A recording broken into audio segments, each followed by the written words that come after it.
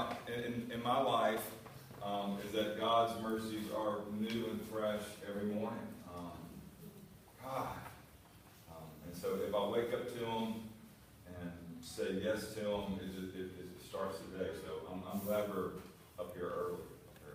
I've been told that there's coffee available in there. Thank you, Carol. There's a little bit of creamer. we need replenishing, and it's caramel coffee. That's all that was back there. So. Wow, it's quite good. Is it good? I'll be eating an apple in here, and I might go out for that caramel coffee too. So the Lord be with you. And also with you. Let's pray.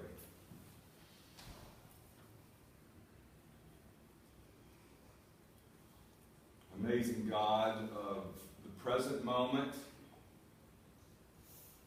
and also God of eternity. Thank you for how you made each one of us. You stamped us as good.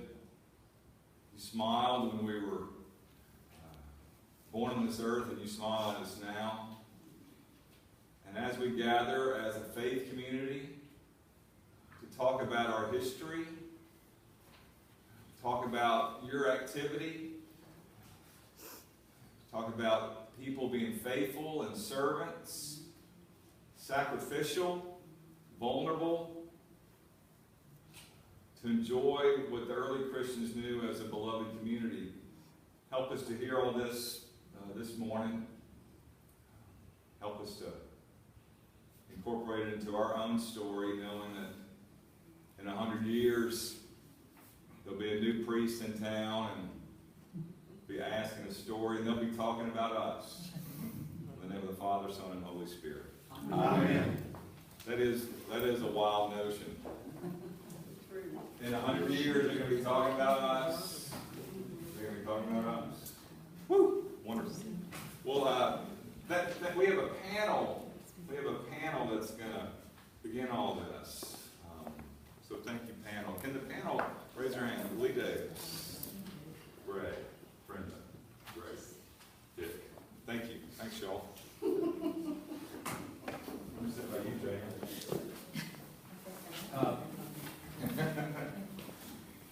Andy has given us a good time schedule here, so we're going to try to follow it. Let me just say that the group of us were asked to pull together the timeline for the congregation. And that was not, well, it was, I was on it because I'm so old, but everybody else was on the panel because of their knowledge. But this is not a complete history, not a detailed history, but it was all we could find, and for some of us, a great accomplishment because it was all we could remember. And so what you have on the panel and what you have as a handout is a summary of the collected recollection of most of the people in this room, along with lots of others. And so thanks to all of you. I'm not going to read the names because I'm under time frame. But we have that. Now what we're going to do is we're not going to read this thing, at least I'm not, line by line. Brenda and Ray and I are going to try to summarize, we'll read from it, try to summarize in segments, and then try to give you our take on what we've learned from doing this. Many of you will have new ideas, will remember something that the rest of us didn't, and write it down or keep it because this is going to be a living document. And after we finish today, we're going to try to add to it as we can. With thanks to Dick and Mary and Carol and the other folks who are here with us, we're going to try to do you justice in what we did. What I'm going to do is talk to you or cover the area, and you've got the handout. Cover the area from 1869 until 1943 with the arrival of Bob Allen. And then Ray will pick it up and carry it to David Elliott, I think is where it is, and then Brenda goes from there. And so that's the way we're going to do it. And I'm going to start right now by going through this material, not reading it line by line, but to give you some salient points, and then I want to give you at the end the ideas or the takeaway that I have. Not speaking for Brenda or Rusty on that, but on my section, my takeaways about what I see as important to our journey. So, we were organized in 1869. The important things for me as we go down, then in 1870, we started construction on the building. And interestingly, we started construction on the building. Now think about this, only 4 years after the siege was over, when people were pretty poor, and we started at that time with the vast sum of $6,315 in the treasury to build that enormous thing, which ended up costing $70,000, which for them and took 24 years to build, to pay for it. And so during that period of time when Father Lord was here, in addition to that, we had another subscription, and we raised it to $13,000. The cornerstone was laid in 1870. The bell tower, the steeple. What's the date of that? You know the date? It's October the Halloween Day. Halloween Day, October the 31st on Halloween of 1870. And then the bell tower steeple was completed in 1874. And then they continued, but by 1878, the building was pretty well constructed. But even then, the interior of the building, all that lovely scaffold, I mean, the part that makes it look like Noah's Ark upside down, that was not there even then. And even so, in 1878, this congregation hosted the 51st annual diocesan council. So from the very beginning of our roots, we were a vital part of the diocese and its work, and we hosted diocesan council in 1878. 1878 was an important year. In May of 1878, we had the founding members of the three church families, and who also were serving on the building committee and all, served as the deputies to that first annual council that we did. That was Flowery, Fairchild, and Whitehead. And they served as the delegates to annual council in May of 1878. By September of 1878, those three gentlemen who were leading the construction of the building, the organization of this congregation, were dead as part of the yellow fever epidemic. So that was in September of 1878. The loss to the congregation was more than that. There were many more people killed or died in the yellow fever epidemic in 1878. And yet, during the same general period, there were fundraisers, because we still had a lot of money to raise to pay for this. One of my favorites is there was an outing by the women of the church on the steamer Natchez. And we raised money we're always raising money thanks to the women of the church. And so that was another fundraiser we did. The exterior was completed in 1879, and one of the key dates that I found in my own way is in 1880 was when we dedicated the memorial windows on the west end of the church. And you'll recall that we have been told by historians that is the first memorial, or one of the first memorials to both sides in any public building after the Civil War. And you can still see the Confederate flags and the Union flags side by side. By 1887, we had a new priest, Reverend Noah Logan, And by golly, in 1891, here we were hosting another annual council for the diocese.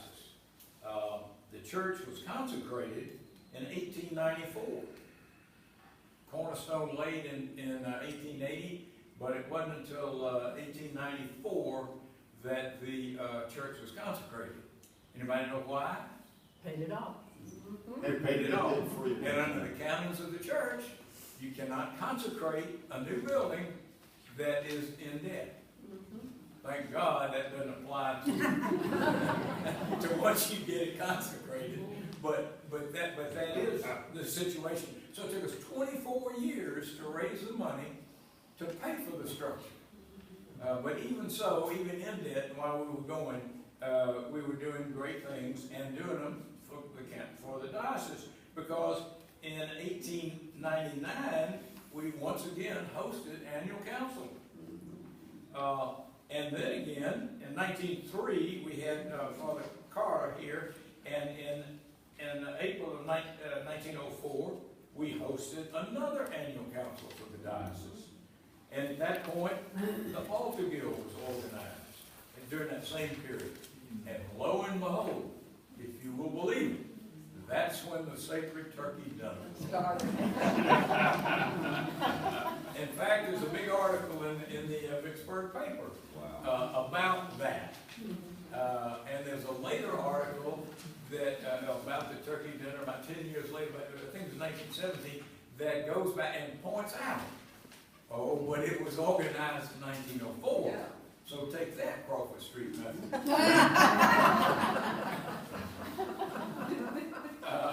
And then in 1907 to 1924, during that period, under Father John's, the YPSL, Young People's Service League, was formed here. And the parish hall was constructed in 1936 with complete with basketball court. We were way ahead of the Methodists and the Baptists in that. And of course, we use it for other things now. So during this time, everything is going great. In 1936, I'm not going to go spend a lot of time with this, but in 1936 to 1942, we had a rector by the name of Camille Esternel. He came to the congregation from the Diocese of New Jersey, where he had been inhibited by the bishop. That is, he couldn't hold any services or whatever we don't need to go into, but the congregation here didn't realize that and invited him, and he came on a preaching mission, and he was such a silver-tongued preacher that we decided to call him as our rector. But the bishop of Mississippi wouldn't accept him, but we called him anyway. And so there was a period of time of sadness and in our history where we were in effect just excommunicated from the diocese for 4 years. There's more to the story. It has a happy ending in the sense that finally Esternel realized he was causing more trouble than it was worth, and he left. And it was at that time there was a break between him and Bob Allen, and I will just interject that was the time when my father was a lay reader for that interim. He was the interim rector as a layperson, and then Bob Allen was called in 1943. And so I want to share now some thoughts that I have about what does that say to us on our journey before Ray picks up and with starting Bob Allen. And I have jotted down here really 4 things that I take away from this early part of our church history. Number 1, we focused on the future. From the very beginning of our existence, we focused on the future. We thought that the reason that the bishop gave us permission to build this church and to start this congregation was because the thought was that with the end of the war and reconciliation, Vicksburg was going to flourish, and surely we would need a church in the southern part of town. And so we built it. And boy, as you see, did we build it. You talk about optimism in the size of the nave. So, and we focused on the future in so many different ways, and we're not inhibited by the yellow fever epidemic, by the loss of our leaders, by the lack of funds. We just kept right on. We built the parish hall, and we did a lot of things. So focus on the future is something that I see that has been with this congregation since its beginning. We focus on ministry and worship, the reconciliation windows, the starting of a choir, the starting of having a choir process, the altar guild, the YPSL. All of these things were mission and worship, ministry and worship. And we focused on that, notwithstanding the other problems. We focused on stewardship. Lord knows we focused on stewardship, starting with $1,300 and then building this thing and then raising, of course it took us 24 years to raise the $70,000, but it didn't stop us from being there, having ministry and worshiping God. And then we focused on the diocese. And I think that's very important that we recognize from the beginning, and with except that little 4 years where the blip caused by Camille Esternell, we have been an integral part of the diocese, and we have supported the diocese. We paid our diocesan assessment in full for up till recently, always. And so those are the takeaways I see from that part of our history. Ray, why don't you take it up with Bob Allen?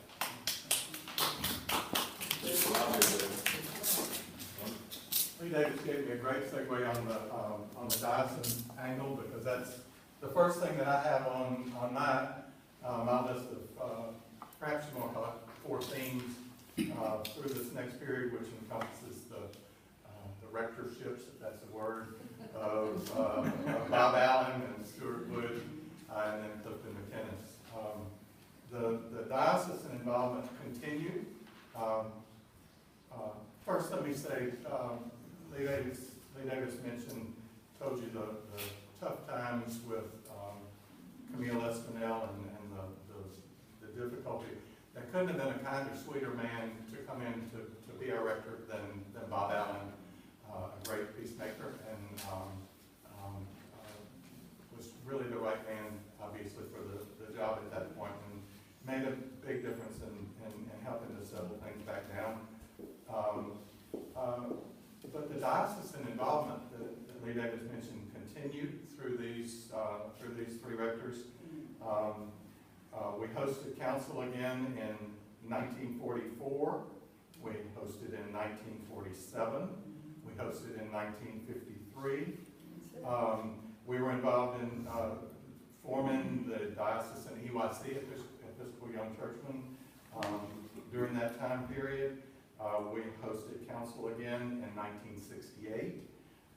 And then in 1985, we hosted happening. So the involvement with the diocese that Lee Davis mentioned and emphasized in the early stages of our church continued throughout the mid to late 20th century. It was also, this time period was also a period of growth for our church in terms of church membership and various ministries that we had that necessitated, or at least led to, the growth led to the necessity of having curacies. We, for the first time, had a curate, and our first curate, pretty good way to start. Our first curate in 1959 was the Reverend John Maury Allen, who most of you know, eventually became presiding bishop of the Episcopal Church of the United States. He was the first of our curates. In 1980, Stennis Watson followed as a curate. Many of you remember Merrill Wade, who followed since Watson. There's some gaps in between here. It wasn't as if we always had a group, but clearly there was the size of the church warranted a second clergy member. And the last of our curates, though actually she was hired as a full-time director of Christian Ed, was Sherry Travis in 1993. So there were four individuals who were indicative of the growth and the expanding nature of our church. Right. Yes. Was there a relation between Bob Allen and? No. In fact, it's Bob Allen with an E and John Allen with an I. They actually the last name's spelled it. But as a kid, it was confusing. I can tell you.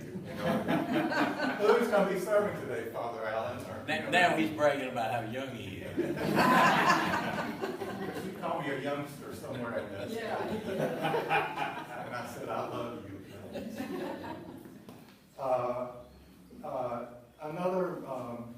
Another of the themes maybe was a little, maybe a little bit more below the surface, just because it was below the surface in general in society at that point, was the interaction of our church with minorities, most specifically with the African American community in Vicksburg.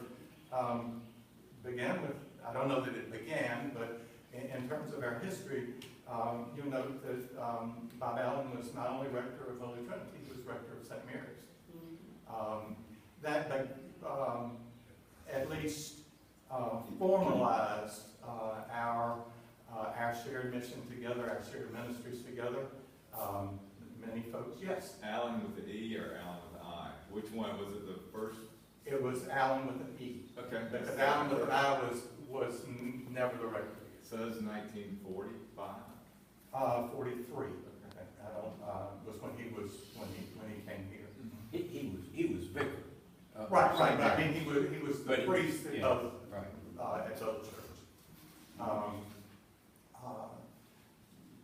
This kinship with St. Mary's obviously has continued and grown over the years.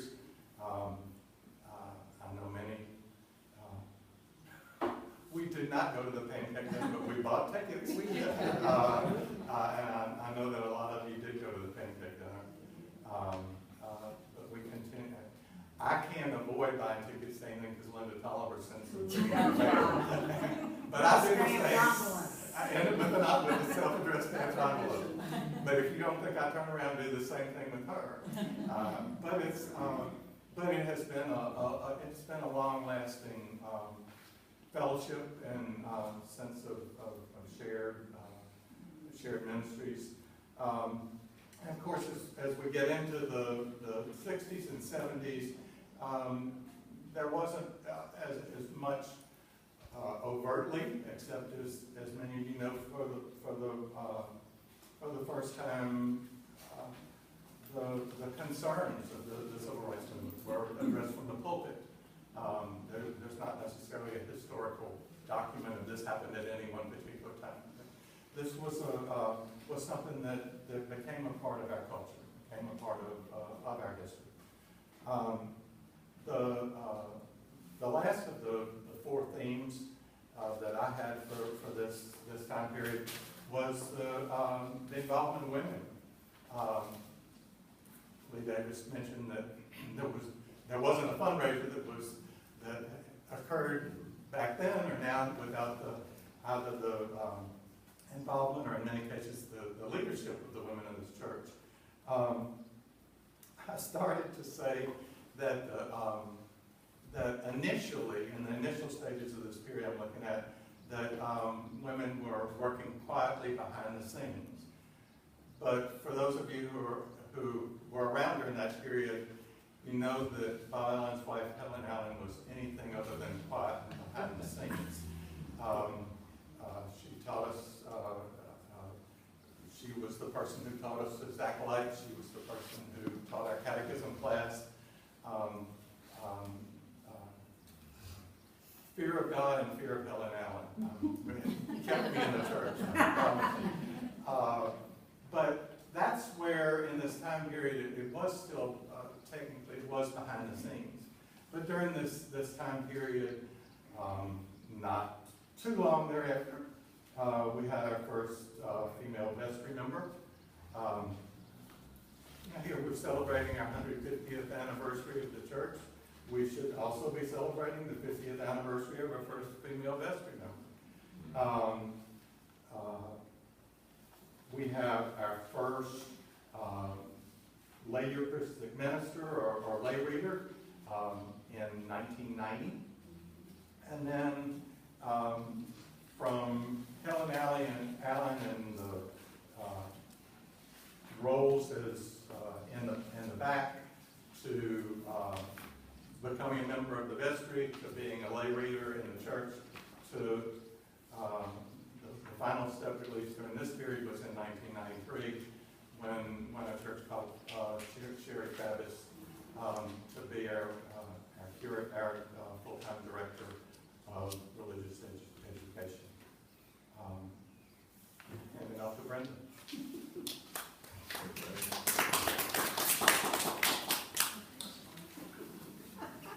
I have the 90s. Here is the fun time beginning. Rock and roll was sounding out of the parish hall. In 1994, we called David Elliott to be our rector. No wonder. We did a lot of things. It was the time of the woman. Flower Guild. We had our first female senior warden. Daughters of the King was organized. St. Martha's Guild. Gourmet Girls. We had our jazz mass on Blue Sunday, first at All Saints and then moved finally to here. We had the Eucharistic Visitors Program, and we started our annual golf tournament in the 90s, which gives all of our funds to a charity or a mission of our choice. And you all, if you go back to the 90s and see how much money we have raised that has made the difference in so many lives.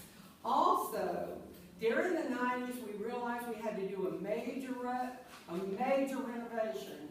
And I remember sitting at the feet of Dick Ferguson, and he said, we're going to raise $1 million.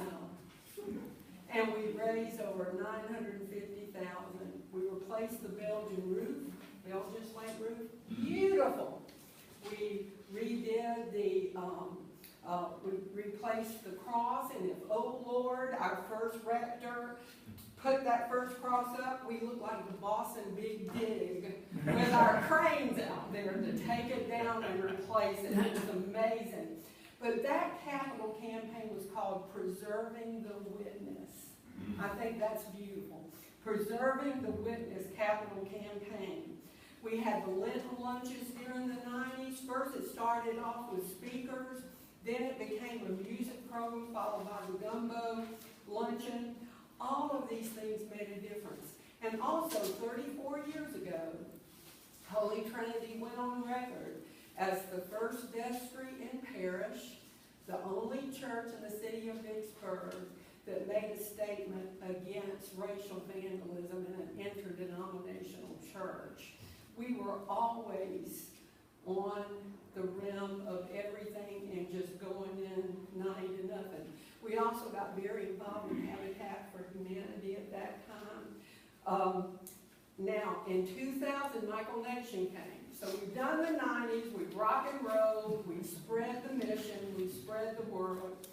Michael Nation comes. We get really involved in the Mississippi River Ministry, the Mariner Ministry, which has changed so many lives with our Christmas boxes that just pack the parish hall. It's just amazing. We also made Clifton Emeritus, Clifton McGinnis Emeritus, and made the parish hall for him. We bought the Cashman building next door. A little controversy, but we all came to consensus. That's one of the things I can say is always a theme. Even when we moved the altar out in the 90s, we had a little controversy, but then consensus, and I think that's very interesting. Also in 2000, in the 2000 decade, we hosted council twice. We had the 175th and the 180th Council. We also moved or developed the Conservatory of Fine Arts in the Cashman Building. The Vicksburg Symphony Orchestra moved in there. Wow. We had Mozart by Candlelight started in the 2000 to 2011 decade. The Chapel of Mary and Martha of Bethany was redone and consecrated by Bishop Gray. We started the Lunch Bunch, which still goes on. We also started our docent hospitality ministry in the 2000 decade. Hurricane Katrina really caused us to focus our efforts on renovation, help. We had an Episcopal camp on the coast. I had highway patrolmen escort me with all the diabetic supplies that people in town gave, and I had an SUV full, but we constantly were working together with our people on the coast. Holy Week lunches started rotating downtown between the major churches, or let's say the Protestant churches, Crawford Street First Baptist and First Presbyterian, and we still do that today. Now, 2012 to 2018, we have our first female rector, Beth Palmer. We also hosted the 185th Diocesan Council, and this is work, and it is love.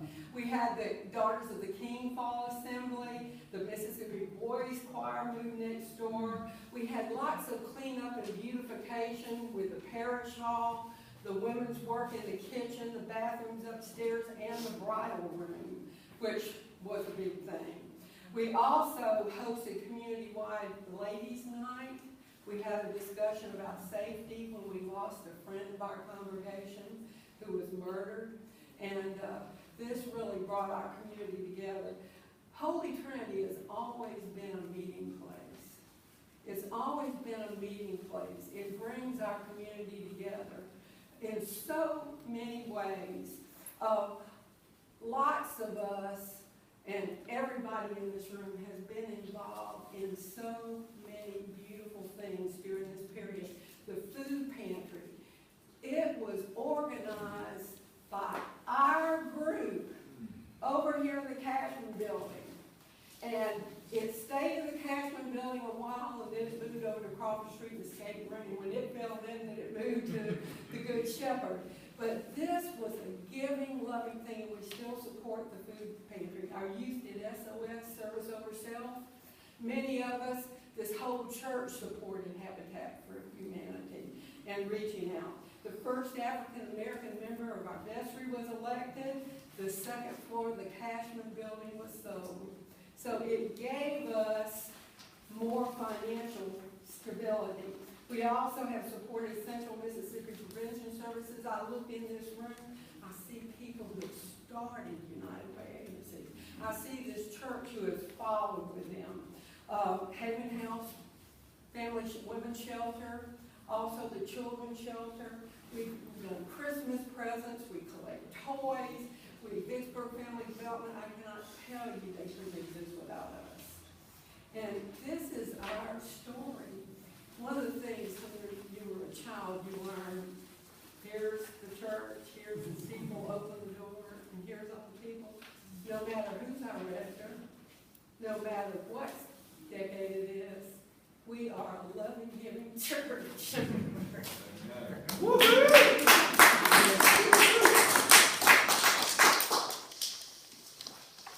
Anybody next? Did I get to follow all that up? Did anybody, what time is it, y'all? 5 after, 6 after. Oh, let me just say this, if I may, please, since we got just a second. Just so we'll know, a lot of people, as I said, gave us information, and a lot of them are here, but let me just Ray and Brenda, Dick Ferguson, Hilda, Tim Abels, Bobby, Carol McMillan, Carol George, Mary Vincent, Jim Bates, Mindy, Dorothy Wallace, and there may have been some others that I called and got together. But thanks to y'all, and let's keep it up with the cards and letters coming in to Brenda or Ray or me for expanding this and making it more effective. Thank you, Lee Davis. What a powerful moment I had just getting 150 years. You know, great job, y'all. Great job. Thank you. Thank you. Thank you. Thank you. I told Melody this, wherever Melody is, that oh, there you are. 2 years ago, I prayed for tears. Being a man, being old, 51, you know, I prayed for tears because I could tell inside I'd gotten numb. And then, man, the meeting all y'all, the spigot just got opened up, and so I'm grateful. And hearing all that, that the spigot continued, knowing the glory, knowing the privilege I get to be a priest in this place and trying to do my very best, bringing our Episcopal tradition that makes people alive, knowing God who is loving and filled with grace, and knowing what all y'all have accomplished, and then meeting so many of you, so many amazing, talented people who come to church really at 7:30 in the morning. I'm thrilled. I'm thrilled. Thank you. Thank you. So this is a great start. I'm hoping, Lee Davis, would you pass that out? This is just a draft of the adult formation schedule I've put together for us in helping with Carol, who's going to be a team, and as we go forward, we're going to have a committee and really work to expand our offerings here. I do invite you, though, to come next Sunday as we do this again, third time, as we talk about expectations. Now, I think every relationship moves forward if expectations are named. Every relationship gets on a better footing. So I got some expectations. I know y'all got some expectations. I've already been told not to mess with the turkey dinner. I've already been told. And I will honor that. Or the flower gill. The wedding gill. The wedding gill. So just expectations, you know.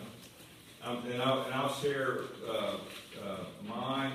You'll share yours. Just to get us off to the best footing possibly.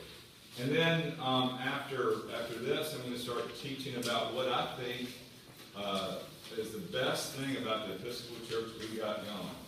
Why we have an advantage of being an Episcopalian. I'm not saying we're better than anybody, but the advantages I see that can stoke a human spirit.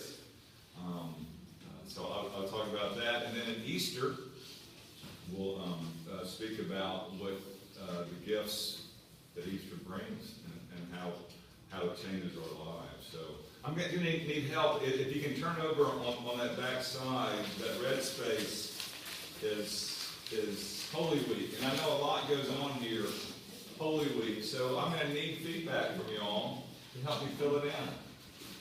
What's happening in Vicksburg Monday, Holy Week, that we can all participate in? Tuesday, Wednesday, and I know some churches have Easter vigils, some places wash feet. They used to do it here. Yeah. They used to do it here. So I just need help with y'all filling it in because I can tell you got a rhythm.